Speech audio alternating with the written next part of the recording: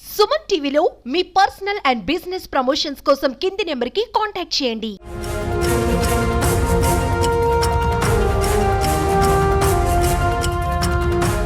నిన్న వైకుంఠ ద్వార దర్శన టోకన్ల జారీ కేంద్రం వద్ద జరిగినటువంటి తొక్కిసలాటలో క్షతగాత్రులు ఈ ఒక్క స్విమ్స్ హాస్పిటల్లో చికిత్స పొందుతున్నారు. ఇప్పటికే 6 మంది చనిపోయినట్టు ధృవీకరించినటువంటి నేపథ్యంలో మరికొంతమందికి సీరియస్గా ఉన్నట్టు తెలుస్తుంది. దాదాపు 20 మందికి పైగా ఇక్కడే చికిత్స పొందుతున్నారు. అయితే ఇవాళ సీఎం చంద్రబాబుతో పాటు డిప్యూటీ సీఎం పవన్ కళ్యాణ్, లోకేష్, మిగతా మంత్రులు కూడా రాబోతున్నారు. దాంతోపాటు కూడా ఇప్పటికే పెద్ద సంఖ్యలో ఎమ్మెల్యేలు కూడా ఇక్కడికి చేరుకుంటున్నారు. అయితే నేను జరిగినటువంటి ఘటన నేపథ్యంలోనే ఒక్కసారిగా అటు భక్తుల్లో కూడా ఆందోళన నెలకొంది. అంటే 3 రోజుల పాటు ఇవ్వాల్సినటువంటి ఏదైతే టికెట్లు జారీ కేంద్రాల వద్ద దాదాపు 9 కేంద్రాలు ఏర్పాటు చేశారు. 91 కౌంటర్లలో నిన్న పకడ్బందీగా నిర్వహించాలని చెప్పి కూడా మొదట భావించారు. అయితే అక్కడ పోలీసు అదే రకంగానే టీటీడీ సమన్వయ లోపం కారణంగా ఈ ఘటన జరిగినట్టయితే చాలా స్పష్టంగా తెలుస్తోంది.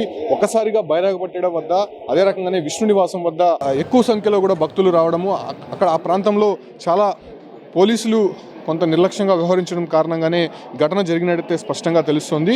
అయితే చనిపోయినటువంటి మృతుల విషయాలకు వస్తే విశాఖకు చెందినటువంటి 3 అక్కడే చనిపోయారు. ఏదైతే రజనీ అనేటువంటి ఒక మహిళ, లావణ్య, శాంతి అనేటువంటి 3 మహిళలు.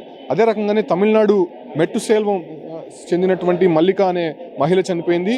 అదే రకంగానే కర్ణాటకకు చెందినటువంటి నిర్మల అనేటువంటి మహిళ, నర్సీపట్నం చెందినటువంటి నాయుడు బాబు. అంటే 5 మంది మహిళలు చనిపోయారు, ఒకరు పురుషుడిగా ఉన్నారు.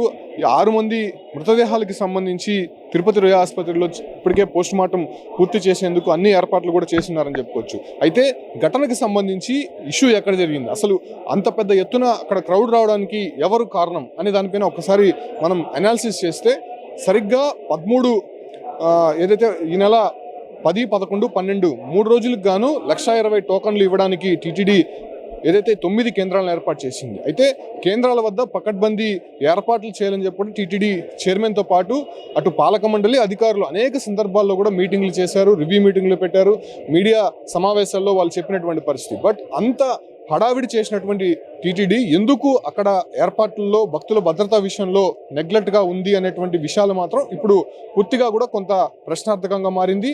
అంత పెద్ద ఎత్తున క్రౌడ్ అక్కడికి వచ్చినప్పుడు అక్కడ బైరాగపట్టెడు మనం ఒకసారి గమనిస్తే ఏదైతే స్కూల్ రామానాయుడు స్కూల్ నుంచి కొంత దూరం వరకే క్యూ లైన్లు ఏర్పాటు చేశారు.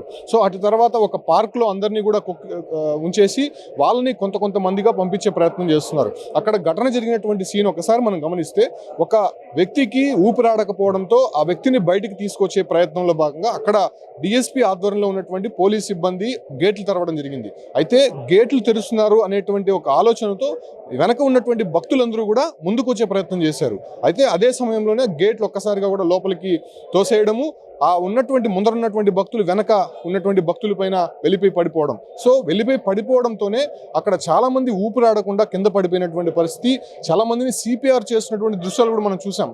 సో సిపిఆర్ చేసినప్పటికీ కూడా అక్కడ వాళ్ళు ప్రాణాపాయ స్థితిలో ఉన్నప్పటికీ కూడా కేవలం అక్కడ ఉన్నటువంటి 108 కూడా అక్కడ లేకపోవడం, 108లు అక్కడ ఉన్నప్పటికీ ఆ డ్రైవర్లు కంప్లీట్గా ఎక్కడో దూరంగా ఉండడము. సో వాళ్ళందరూ కూడా క్షతగాత్రులను తరలించే ప్రయత్నంలో కొంత ఆలస్యం అవడము, దీంతోనే మృతుల సంఖ్య పెరగడానికి ప్రధాన కారణంగా మనం చెప్పచ్చు. ఒకటి పోలీసులు, ఒక డిఎస్పీ ఆధ్వర్యంలో జరిగినటువంటి నిర్లక్ష్యము, మరొకటి 108 సిబ్బంది చేసినటువంటి నిర్లక్ష్యం.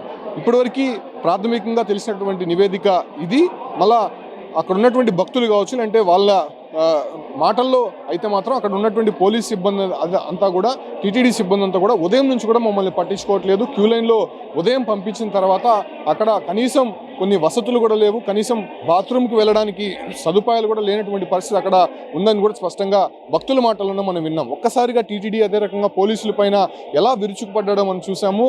అయితే ఇంత పెద్ద ఎత్తున ప్రచారాలు చేసినటువంటి టీటీడీ, అంత పెద్ద ఎత్తున ధార్మిక సంస్థగా ఉన్నటువంటి టీటీడీ, ఎంతోమంది ఎంప్లాయీస్, సిబ్బంది ఉన్నటువంటి ఈ ఒక్క సంస్థ ఎందుకు మేనేజ్మెంట్ చేయలేకుండా పోయింది అనేటువంటి విషయాలపైన ఇప్పుడు ప్రస్తుతం ప్రశ్నార్థకంగా మారింది. ఇదే ఘటన పైన చాలామంది కూడా సీరియస్ అవుతున్నారు. వివిధ రాజకీయ పార్టీలతో పాటు అనేక మంది కూడా తిరుపతి స్విమ్స్ హాస్పిటల్కి వస్తున్నారు. అదే రకంగానే 6 మంది చనిపోయారు కాబట్టి చనిపోయినటువంటి వారి కుటుంబాలు పూర్తిగా కూడా ఆవేదన వ్యక్తం చేస్తున్నాయి. ఖచ్చితంగా ఇది మేనేజ్మెంట్ లోపంగానే చెప్తున్నారు. ఎందుకంటే గతంలో అనుభవాలను ఎందుకు దృష్టిలో ఉంచుకోలేదు, దాదాపు 3,000 మంది పోలీసులను అక్కడికి మోహరించారు, ఎందుకు దాన్ని పకడ్బందీగా ఏర్పాట్లు చేయలేకుండా పోయారు అనే దానిపైన కూడా ఇప్పటికే కొంత విమర్శలు అయితే వినిపిస్తోంది. బట్ ఇవాళ సీఎంతో పాటు డిప్యూటీ సీఎం మిగతా మంత్రులందరూ కూడా ఇక్కడికి వస్తున్నారు కాబట్టి వాళ్ళు వచ్చిన తర్వాత పూర్తి నివేదిక ఇస్తామని చెప్పి కూడా ఇక్కడ ఉన్నటువంటి అధికారులు చెప్తున్నారు. కాబట్టి అసలు ఎటువంటి నివేదిక ఇవ్వబోతున్నారు, ఖచ్చితంగా ఈ ఘటన పైన సమగ్ర విచారణ జరపాలి, ఇప్పటికే ఒక కమిటీని వేసేందుకు కూడా ఆలోచిస్తున్నారు. కాబట్టి సో ఖచ్చితంగా ఈ ఇన్సిడెంట్కి సంబంధించి కూడా కొంత ఇబ్బందికర పరిస్థితులు అయితే నెలకొందని చెప్పుకోవచ్చు. అసలు 3 రోజుల పాటు ఇచ్చేటువంటి టికెట్ల జారీ నేపథ్యంలోనే 1,20,000 టికెట్లు పూర్తయినటువంటి సందర్భంగా ప్రస్తుతం వైకుంఠ ద్వార టోకన్లకు సంబంధించి జారీ నిలిపివేసినట్టయితే టీటీడీ ప్రకటించింది. ఇక 13వ తారీఖు నుంచి మళ్ళీ ఎప్పుడు ఇస్తామనే దానిపైన కూడా ప్రకటన చేస్తామని చెప్పి కూడా చెప్పింది. అయితే ఇప్పుడు క్యూలైన్ మేనేజ్మెంట్కి సంబంధించి ఇక రాబోయే రోజుల్లో ఎలా ఉండబోతుంది అనే దానిపైన కూడా భక్తుల్లో ఆందోళన నెలకొంది. ఎందుకంటే ఇక్కడ నుంచే కాదు, నార్త్ ఇండియా నుంచి వచ్చున్నారు, అటు కర్ణాటక, తమిళనాడు, మహారాష్ట్ర ఇటువంటి ప్రాంతాల నుంచి కూడా వచ్చినట్టు భక్తులతో మనం మాట్లాడాం. సో వీళ్ళందరూ కూడా ఒకటే ఫైర్ అవుతున్నారు. అన్ని కేంద్రాలు పెట్టారు, కానీ ఒక కేంద్రం వద్దే అంతమంది భక్తులు రావడానికి కారణాలు ఏంటి? ఒకవేళ ఇక్కడ ఎక్కువ మంది భక్తులు ఉంటే ఎక్కడైతే తక్కువ ఉంటారో అక్కడికి తరలించే ప్రయత్నం ఎందుకు చేయలేదు? ఒకటి, తొక్కిసలాట జరిగిన తర్వాత అక్కడ అంబులెన్స్ డ్రైవర్లు ఎందుకు లేరు? మరోవైపు పోలీస్ వాహనాలు ఉన్నప్పటికీ కూడా ఎందుకు పోలీస్ వాహనాల్లో ఆ క్షతగాతులను తరలించలేదు? ఇవన్నీ కూడా ప్రశ్నలుగా మిగిలినటువంటి నేపథ్యంలోనే వీటన్నిటికి కూడా అటు ప్రభుత్వం కానీ టీటీడీకి సమాధానం చెప్పాల్సి ఉంటుంది. ఇవాళ సీఎం వచ్చిన తర్వాత పూర్తి నివేదిక ఇస్తామని చెప్పి కూడా టీటీడీ అధికారులు, అదే రకంగానే ఇక్కడ ఉన్నటువంటి ప్రభుత్వ అధికారులు స్పష్టం చేస్తారు.